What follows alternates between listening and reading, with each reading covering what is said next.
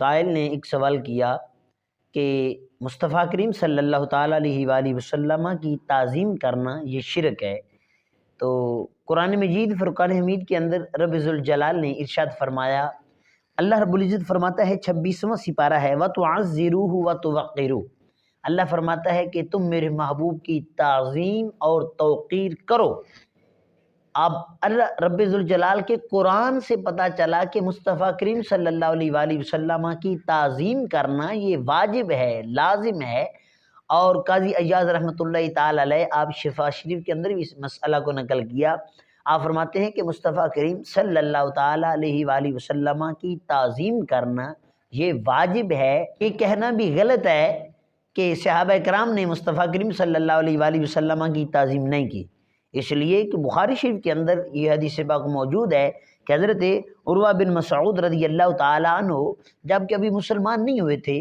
تو صلح کے لیے مصطفیٰ کریم صلی اللہ تعالیٰ علیہ وآلہ وسلم کی بارگاہ میں حاضر ہوئے۔ حدیبیہ کے مقام پر حضرت عروہ بن مسعود رضی اللہ تعالیٰ عنہ جب دوبارہ مکہ گئے تو مکے والوں کو جا کر بتا رہے ہیں کہ میں نے بڑے بڑے بادشاہوں، بڑے بڑے نجاشی، بڑے بڑے کیس و کسریٰ کے پاس گیا ہوں، ان کے درباروں میں حاضر ہوا ہوں، لیکن خدا کی قسم آپ حضرت عروہ بن مسعود ارشاد فرماتے ہیں میں نے ایسی تعظیم کہ جیسی محمد عربی کے صحابہ محمد مصطفیٰ کی تعظیم کرتے ہیں ایسی تعظیم کسی دربار میں نے نہیں۔ جب مصطفیٰ کریم صلی اللہ علیہ وآلہ وسلم تھوک مبارک زمین پر ڈالتے تو صحابہ کرام اس حضور کی تھوک کو زمین پر نہیں گرنے دیتے بلکہ اپنے ہاتھوں میں لے کر اپنے چہروں کے اوپر مال لیا کرتے تھے۔ عروہ بن مسعود رضی اللہ تعالیٰ عنہ ارشاد فرماتے ہیں کہ وہ جو آقا علیہ السلام وضو فرما رہے تھے تو حضور کے جسم مبارک کے ساتھ لگنے والے پانی کو بھی وہ صحابہ کرام زمین پر نہیں گرنے دے رہے تھے، ایک دوسرے سے آگے بڑھنے کی کوشش کرتے اور وہ پانی اور آقا علیہ السلام کا وہ تھوک مبارک جس کے ہاتھ میں آ جاتا وہ اپنے چہرے کے اوپر مال لیا کرتے تھے۔ اور اسی طرح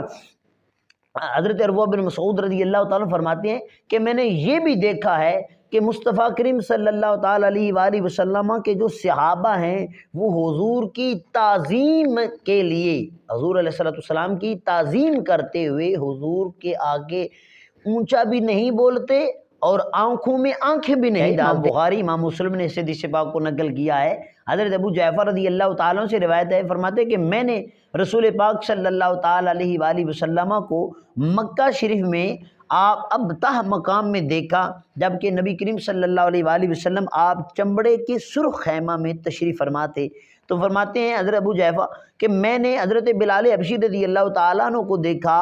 کہ وہ آقا علیہ السلام نے جس پانی سے وضو فرمایا تھا وہ بچا ہوا پانی، وہ مستعمل پانی حضرت بلال حبشی رضی اللہ تعالیٰ عنہ کے پاس موجود تھا تو صحابہ کرام ان کے پاس وہ پانی لینے کے لیے آ رہے ہیں، جس کو اب بڑی خوبصورت بات یہ ہے کہ کتنا خوبصورت صحابہ کا عقیدہ ہے کہ جس کو وہ پانی ملتا وہ حضرت بلال حبشی سے پانی لے لیتے اور جس صحابی کو پانی نہیں ملتا تھا وہ دوسرے صحابی کی تر ہاتھ کے ساتھ اپنے ہاتھ کو لگا لیتا، یعنی جس کو تری ملتی وہ تری لے لیتا۔ تو مصطفیٰ کریم صلی اللہ تعالیٰ علیہ وآلہ وسلم کی تعظیم کرنا یہ واجب ہے، لازم ہے، اور صحابہ کرام نے بھی مصطفیٰ کریم صلی اللہ علیہ وآلہ وسلم کی تعظیم